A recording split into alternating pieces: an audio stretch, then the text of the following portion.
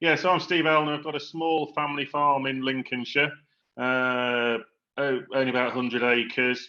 For many years, we were a dairy farm, and we sold the cows in 2007 against a backdrop of rising costs and falling milk price. And since then, really, I've looked at, I only ever wanted to be a dairy farmer. I went to get an agriculture degree, but that was all I was interested in, was becoming a dairy farmer. So since then, I've basically looked at the farm in a completely different way, and looked at it. How can that field work for me in a different way? Do I farm it, don't I? So we've got diversifications on the farm. We store caravans. We've got a little caravan site. We've got glamping cabins. I've now got pumpkins for the first time this year. Pick your own pumpkin patch. And the economics of farming, particularly on the scale we're doing it, means that I'm looking ever harder at what I can do that's not farming. I'm not completely ruthless, because we've got a flock of sheep and a herd of beef cows, but we do keep looking at it. And my wife says to me, the only animals that we want on this farm really are ones that you can pat, lead, and walk, and ride. Ones that are there where people come with purses and wallets to get involved with them, rather than you taking them to market. So, going back to my college days, the John Nicks pocketbook was a Bible for farmers, and it's still around, and it's an annual snapshot of the economics of agriculture. And if you look at the figures in there, a vast majority of them, particularly for the beef and sheep sectors that I'm in the lowlands, the numbers are in brackets before you get to the single farm payment.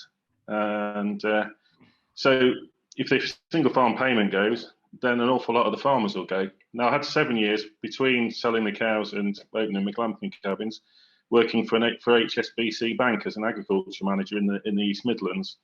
Had around 250 customers. I was a relatively lowly agriculture manager, so the borrowings for these farms were quite small.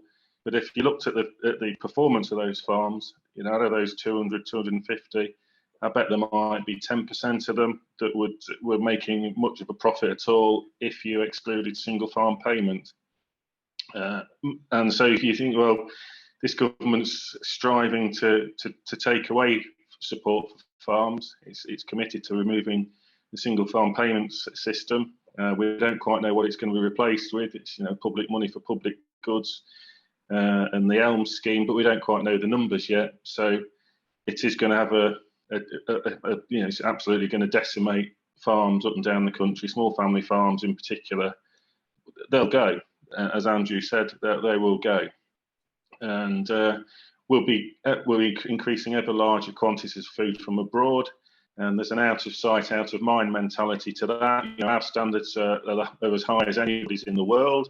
Our animal welfare is as high as anybody's in the world, and the stuff that we're going to be bringing in to replace our food won't be. Only yesterday we had where there was a thing launched by DEFRA over muck, crew yard muck and other muck that can't be spread on crops in the autumn unless they're going to use nitrogen. So it's just more and more tiers of standards that are putting in our way, and some of them, you just being cynical, you look at them and think, well, are these being put there to help the environment, or are these being put there to help the farmers out of the industry? Don't know. Bit of both, probably. So looking at what happened with we've got the third cheapest food in the world, behind the US, who have lower standards than us, and Singapore, which is a wealthy large city, basically. So we've got the third cheapest food in the world and the highest standards in the world. So everybody's getting a good deal. The idea that we need cheaper food is nonsense. We need to be paying more for our food, really, and farmers being able to pay for the good that they do and for the standards that we're operating at. Going back to the pandemic last year, when it started, you saw countries, I think Russia stopped exporting grain for a period. Some of the countries in the Far East put a stop on exporting rice. None of them were for very long, But if you just think that as soon as there's any disaster, natural or pandemic or any other, countries across the world are going to look after themselves. So if we're going into the market to buy food to replace that grown here, it can only be expensive. It can only be expensive. We can't guarantee supply. There'll be shelves that are empty at periods. We've got the environment here to be producing food. We're under attack now from people who are anti-meat, and the numbers are nonsense to suggest that we're the biggest, we're the polluter that they think we are. I just don't accept the figures. I really don't. There's criticism levelled at beef production and sheep production in terms of the water we use. Well, most of that falls out of the sky's rain, and it will continue to fall out of the sky's rain, whether we've got cattle and sheep on hillsides or not. So, we're under threat from quite a few different angles.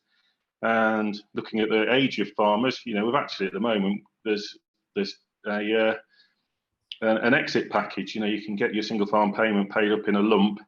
So basically, the government's looking to make people redundant, and as soon as you start introducing redundancy packages, that should send a shockwave through the whole of the industry to say, well, we're not really wanted here anymore.